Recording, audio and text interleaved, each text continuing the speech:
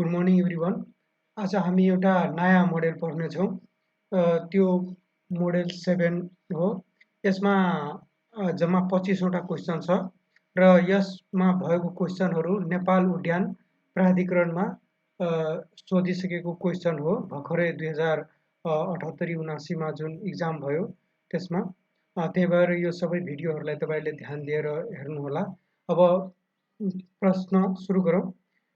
Which material is made with electrical switch? अप्सनमा रहेको छ nylon, ब्याकिलाइट, polythene, मेलिमाइन।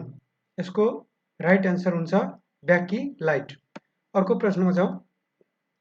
What is the rating of motor? अप्सनमा रहेको छ HP, KVA, KW, KVAR। यसको राइट आन्सर हुन्छ HP। अर्को प्रश्नमा जाउँ। How generator works on?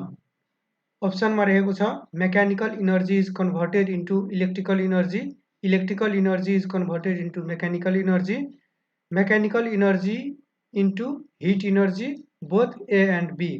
अब जनरेटरले के काम गर्छ त? जनरेटरले मेकानिकल इनर्जीलाई इलेक्ट्रिकल इनर्जीमा कन्भर्ट गर्छ। त्यही भएर यसको राइट आन्सर के हुन्छ? A. Mechanical energy is converted into electrical energy. अर्को प्रश्नमा जाउँ। To measure the current in, हामीले करेन्टलाई मेजर गर्नको लागि के को प्रयोग गर्छौँ? ए मिटरको। भनेपछि ए मिटरलाई जहिले पनि केमा युज गरिन्छ त? अप्सनमा रहेको छ parallel, series, both A and B, none of above. हामीले जहिले पनि करेन्टलाई मेजर गर्नको लागि ए मिटरलाई केमा कनेक्ट गर्छौँ?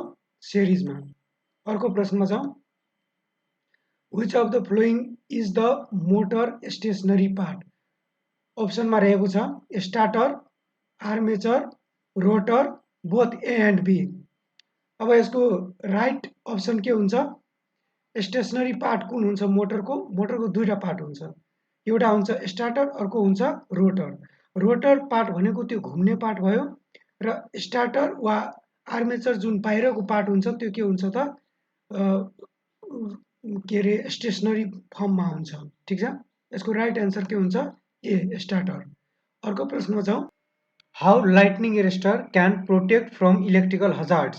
अप्सनमा रहेको छ low impedance between line and ground, high impedance between line and ground, low resistance between line and ground, high resistance between line and ground. यसको राइट अप्सन के हुन्छ? A low impedance between line and ground. अर्को प्रश्नमा जाउँ। Working in the line which protective rule must be considered? अप्सनमा रहेको छ glove is not used helmet, not used gum boot, while working power must be off. यसको right answer के हुन्छ? D. जब हामी काम गर्छौँ त्यति बेला के गर्छौँ त? पावरलाई अफ गर्नै पर्छ। ठिक छ, प्रोटेक्सनको लागि। अर्को प्रश्नमा जाउँ। What rating to be measured by tachometer? अब टेकोमिटरले कुन कुराको लाई मेजर गर्छ?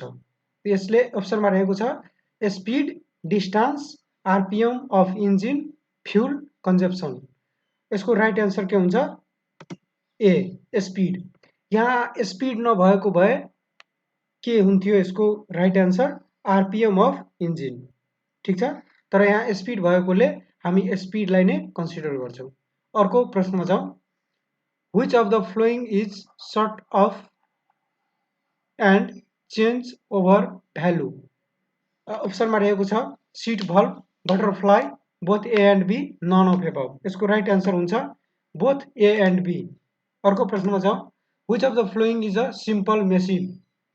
Inclined plane, pulley, wrist, all of above. यसको राइट आन्सर के हुन्छ? All of above. अर्को प्रश्नमा जाउँ।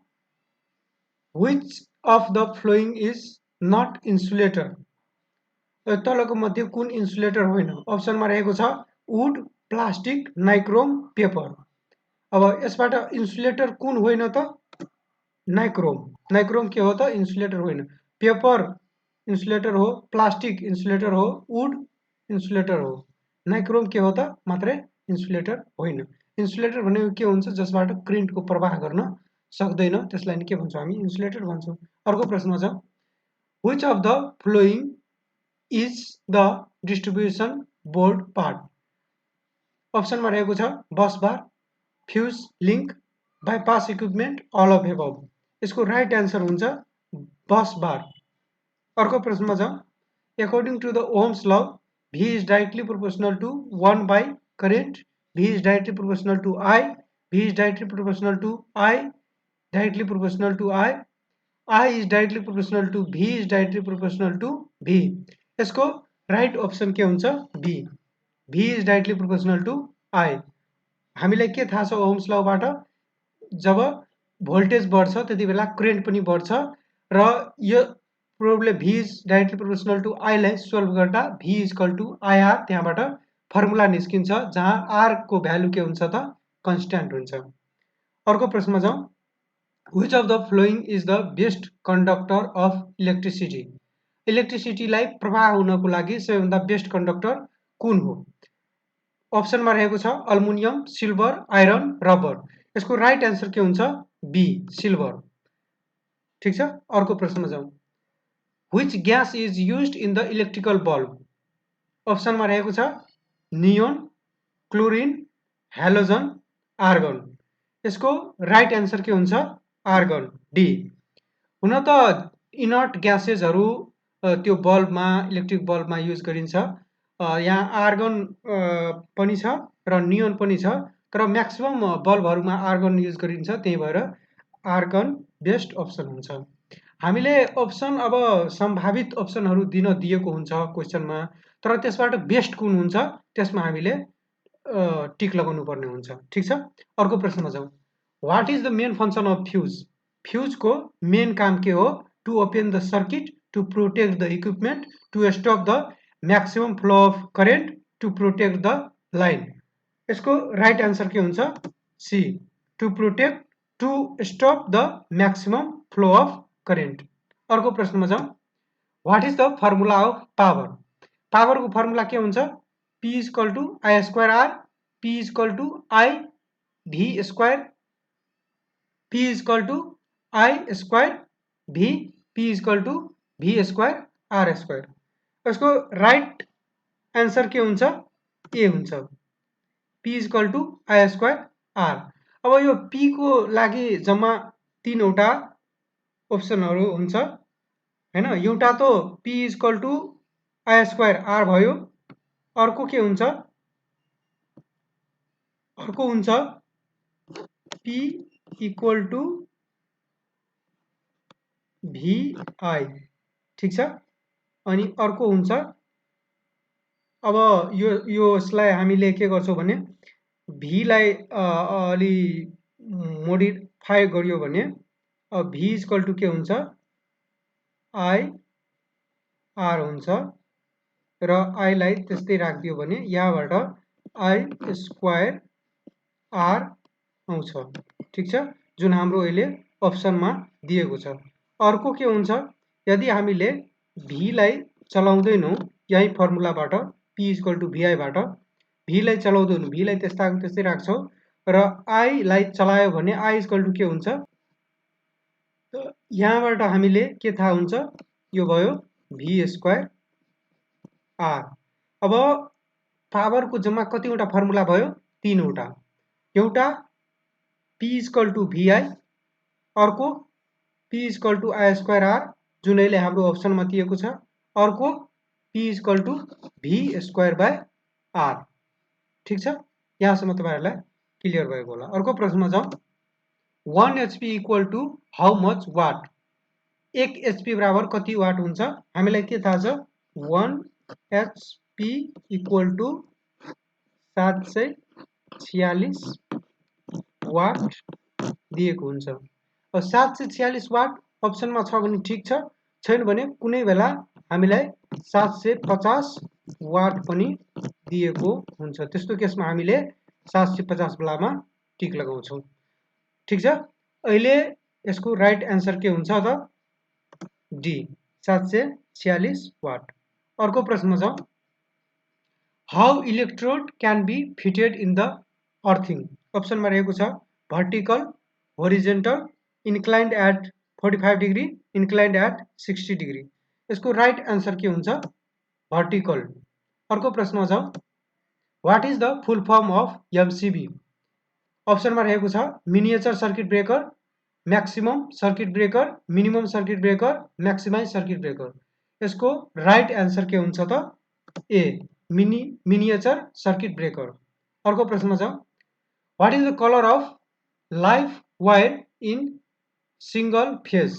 यसको अप्सनमा रहेको छ रेड, ब्ल्याक, येलो, ग्रीन। यसको राइट एन्सर के हुन्छ? रेड। अब सिंगल वायरमा के हुन्छ?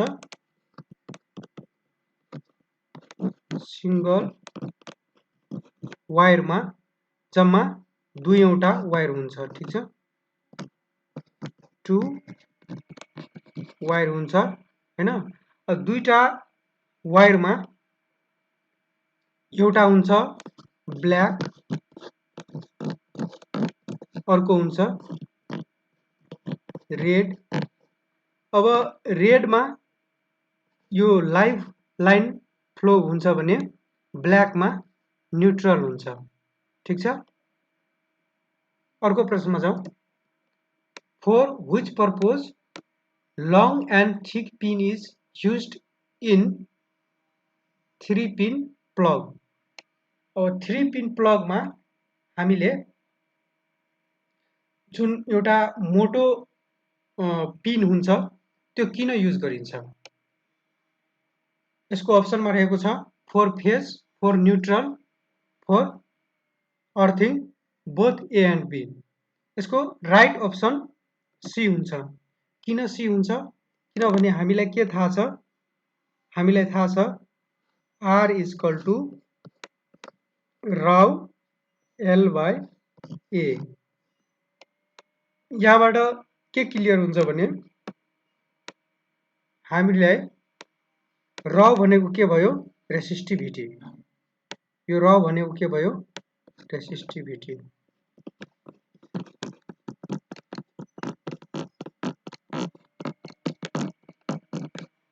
L भनेको लेन्थ, कन्डक्टरको लेन्थ, र A भनेको के भयो? कन्डक्टरको क्रस सेक्सनल एरिया, ठीक छ? अब यदि रेसिस्टेन्सलाई कम गर्नु छ भने, हामीलाई जुन कन्डक्टरको एरिया छ क्रस सेक्सनल, त्यसको जुन मोटाइ छ त्यसलाई के गर्नुपर्छ? बढाउनु पर्छ, ठीक छ? हामीले अर्थिङको लागि जब त्यो पिनलाई युज गर्छौं त हाम्रो उद्देश्य के हुन्छ? कुनै पनि यदि लिकेज करेन्ट छ त्यो करेन्टलाई हामीले अर्थबाट ग्राउन्ड गरिदिन्छौं। अर्थिङबाट के गर्छौं त हामी? ग्राउन्ड गर्छौं लिकेज करेन्टलाई। त त्यो लिकेज करेन्ट कति बेला इजिली त्यसमा ग्राउन्ड भइहाल्छ? जब हाम्रो रेसिस्टेन्स एकदमै कम हुन्छ। रेसिस्टेन्स एकदमै कम भयो भने यहाँ के हुन्छ त? यो फर्मुलाबाट त्यसको एरिया बढाउनु पर्छ। एरिया हामीले बढायो भने रेजिस्टेन्स कम हुन्छ, र रेजिस्टेन्स कम भयो भने म्याक्सिमम अमाउन्ट अफ करेन्ट जुन लिकेज करेन्ट आयो भने त्यो कहाँबाट फ्लो हुन्छ त? जसको एरिया बढी हुन्छ त्यहाँबाट फ्लो हुन्छ। त्यही भएर तपाईहरुले आफ्नो घरमा कुनै एसी को, फ्रिजहरुको यस्तो प्लग हेर्नु भएको होला, ठीक छ? यसमा दुईटा, एउटा भयो माथि अनि अर्को हुन्छ यहाँ तल हुन्छ एउटा, ठीक छ? फिगर त्यति राम्रो भएन, तपाईहरुले बुझ्नको लागि यो भयो। अब यहाँ एउटा प्लग हुन्छ, ठीक छ? यो दुईटा प्लग भयो अनि एउटा माथि हुन्छ। यो माथिवाला के हुन्छ त? एकदमै मोटो खालको हुन्छ, ठीक छ? यसको क्रस सेक्सनल एरिया के हुन्छ? बढी हुन्छ। अब यो फर्मुलाबाट हामीलाई के थाहा भइरहेको छ कि एरिया यदि यसको बढायो भने रेजिस्टेन्स कम हुन्छ, र रेजिस्टेन्स कम यदि भयो भने के हुन्छ त? रेजिस्टेन्स कम भयो भने हामीलाई करेन्ट यसबाट बढी भन्दा बढी फ्लो हुन्छ, र हाम्रो जुन इक्विपमेन्ट हुन्छ वा हाम्रो हामीले कुनै बडी टच भयो, केही भयो भने त्यसबाट प्रोटेक्ट गर्न सकिन्छ। त्यही भएर अर्थिङको जुन पिन हुन्छ त्यो लङ हुन्छ र थिक हुन्छ, ठीक छ। अर्को प्रश्न जाउँ। Frequency is increased, what does it mean? यदि फ्रिक्वेन्सी बढिरहेको छ यसको मतलब के हुन्छ? अप्सनमा दिएको छ to increase the generator speed, to decrease the generator speed, to increase the excitation, to decrease the excitation. यसको राइट एन्सर के हुन्छ? To increase the generator speed. अब यो किन हुन्छ यो म तपाईहरुलाई अहिले सिकाउन गइरहेको छु। हामीलाई के थाहा छ? n इक्वल टु 120 f/p हुन्छ, जहाँ यो p भनेको के हुन्छ? पोल नम्बर अफ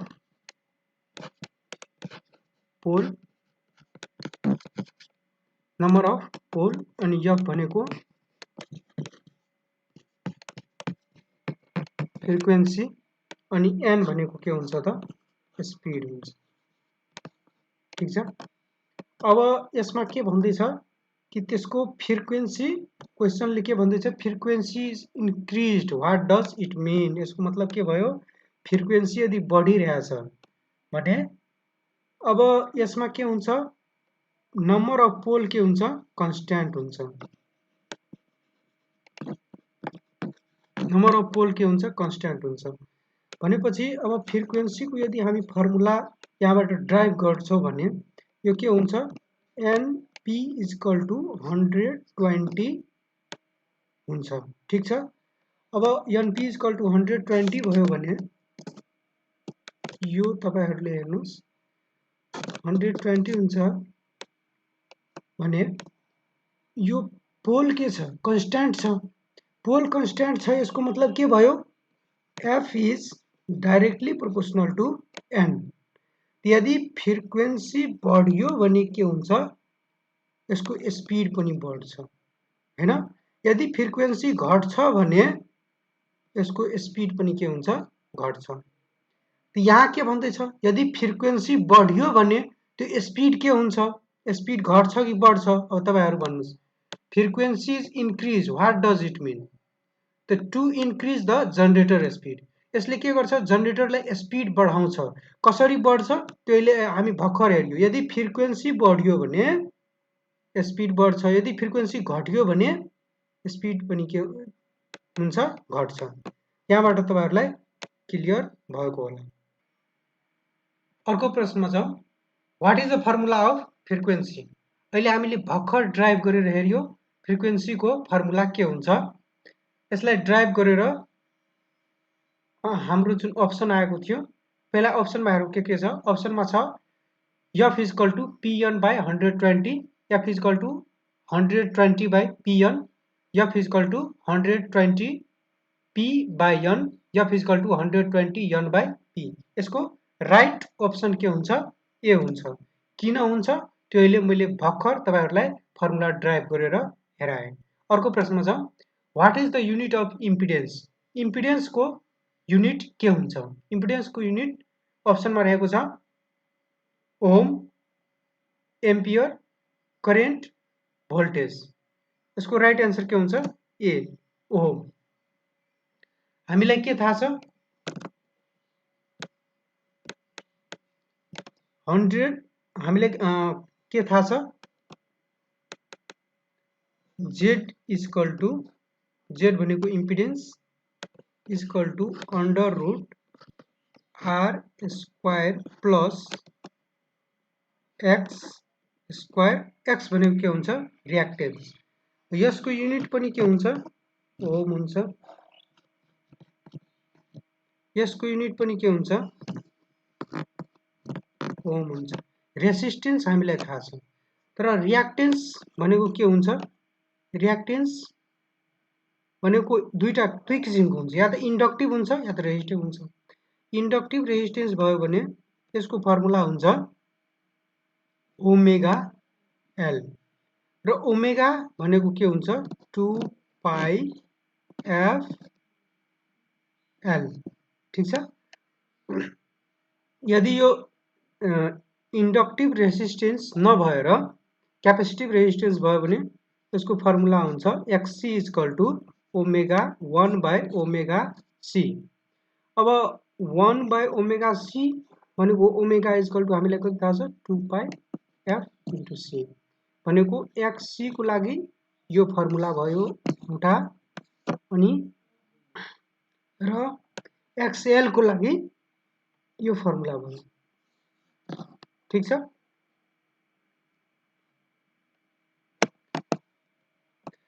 यो मोड्युलमा तपाईहरुलाई यति नै छ। यो भिडियोलाई तपाईहरुले राम्रोसँग हेर्नु होला। मैले जहाँ जहाँ बुझाउनु पर्ने थियो त्यो सबै ठाउँमा बुझाइसकेको छु। अर्को मोडेल म अब लिएर आउँछु। त्यतिखेर भिडियोलाई लाइक र सब्स्क्राइब गरिदिनु होला। Thank you.